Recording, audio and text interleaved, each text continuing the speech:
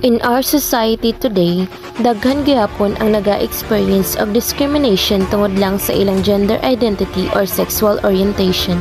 Refugee Equality Bill reminds us nga walay pili ang respeto para ni sa tanan.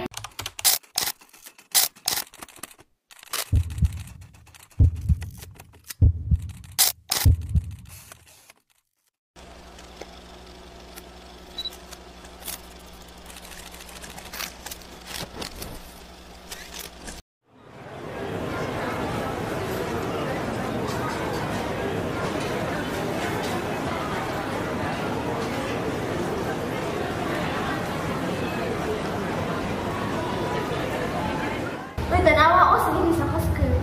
Ikaw niya, yung sticker ka. Di ba laki na siya?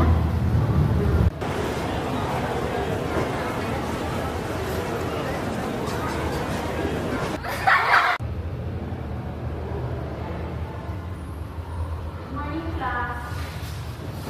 Good morning, ma'am. Call this listening stand. Please wear the correct uniform, ma'am. You are still registered as name June. Hindi ka pwede sa inyo. Sorry, ma'am. Unless napansin na this, you have the right to express yourself. I'll stand by you. Thank you.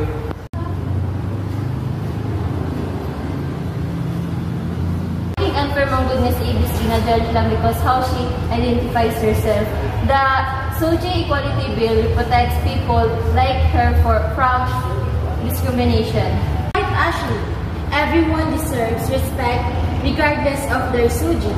We should educate our students about acceptance and Equality.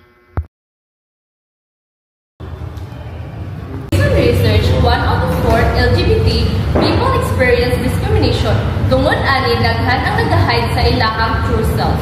In 2019, Gichin Custodio Diaz was denied to use a woman restroom, a clear example of discrimination. The Equality Bill aims to protect everyone from acts like refusing health service or access to public space because of their soji.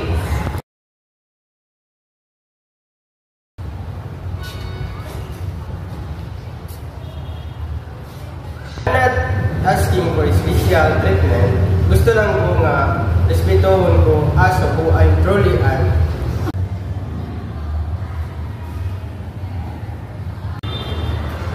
Sorry sa wala ko sabi before, but now I realize we're all the same. We just want respect.